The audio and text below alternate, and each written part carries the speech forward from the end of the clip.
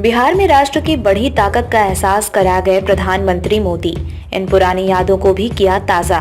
बिहार की जमुई में प्रधानमंत्री नरेंद्र मोदी ने कल विशाल जनसभा को संबोधित किया था। इस दौरान उन्होंने पूरा फोकस राष्ट्र की नीति पर रखा। नोटिस करने वाली बात ये थी कि जिस राम मंदिर के सहारे भारतीय जनता पार्टी की बुनियाद खड़ी हुई, उसी राम मंदिर के निर्माण का श्रेय लेने की बहुत ज्यादा कोशिश नहीं दिखी। किऊल नदी का कछार और चुनावी बयार, इसी बयार को प्रधानमंत्री नरेंद्र मोदी ने गुरुवार को बदलाव की बयार का पैमाना माना। अनुनय के साथ राष्ट्र की बढ़ी ताकत का बखूबी एहसास करा, बयार को तूफान में बदलने की कोशिश की। इसके लिए उन्होंने विरोधियों पर प्रहार करने से लेकर विकास का एजेंडा, देश की एकता, अखंडता तथा संप्रभुता के साथ साथ अपनापन के भाव का सहारा लिया। राम मंदिर पर ज्यादा फोकस नहीं रहा। नोटिस करने वाली बात ये थी कि जिस राम मंदिर के सहारे भारतीय जनता पार्टी की बुनियाद खड़ी हुई, उसी राम मंदिर के निर्माण का श्रेय लेने की बहुत ज्यादा कोशिश नहीं दिखी। यहाँ उन्होंने नक्सलवाद पर भी प्रहार किया और बताया कि कैसे विकास के हाईवे पर तेज रफ्तार के आगे नक्सलवाद ने दम तोड़ा है। 40 सीटें एनडीए की झोली में जाएंगी, पीएम मोदी। पीएम नरेंद्र मोदी ने अपने अंदाज में संबोधन की शुरुआत स्थानीय भाषा में करते हुए गिद्धौर की मां दुर्गा तथा धनेश्वर धाम का जयकारा लगाया और परिवर्तन के संदेश वाहक भगवान महावीर की धरती का पहले नमन किया। फिर भीड़ को शुभ संकेत मानते हुए चुनावी सभा को विजय सभा का नाम दिया।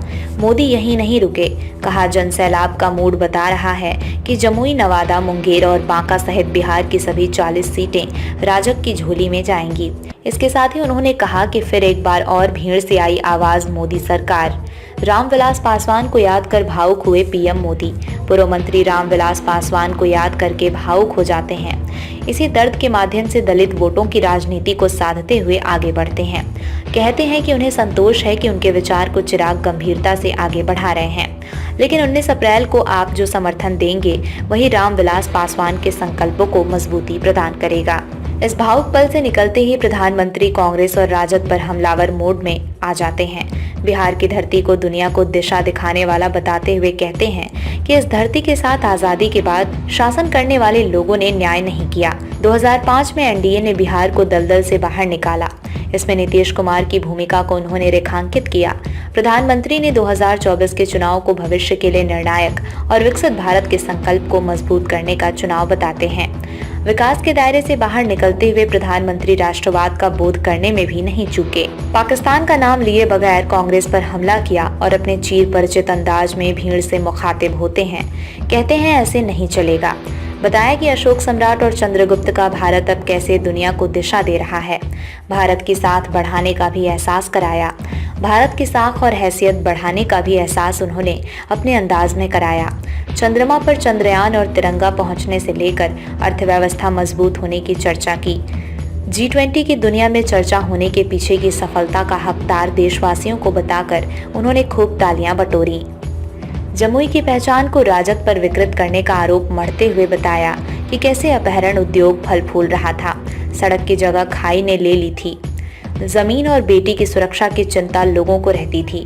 नक्सलवाद पर भी किया चोट। अब विकास के हाईवे पर तेज रफ्तार के आगे नक्सलवाद दम तोड़ चुका है। भटक चुके लोगों को मुख्य धारा से जोड़ा जा रहा है। पटना कोलकाता एक्सप्रेसवे की भी चर्चा कर भविष्य की योजना बता गए। जमुई की प्राकृतिक सुंदरता से अभिभूत मोदी ने पर्यटन की संभावना की गारंटी देने की कोशिश की। प्रधानमंत्री ने गरीबों, किसानों और नौजवानों को कनेक्ट करने की कोशिश संचालित योजनाओं के माध्यम से की और बताया कि कैसे डीबीटी के माध्यम से उन्होंने भ्रष्टाचारियों पर नकेल कसने का काम किया है। उन्होंने ये भी बताया कि देशवासियों का सपना ही उनका संकल्प है। प्रधानमंत्री ने घर घर तक अपना प्रणाम पहुंचाने का टास्क भीड़ को दिया।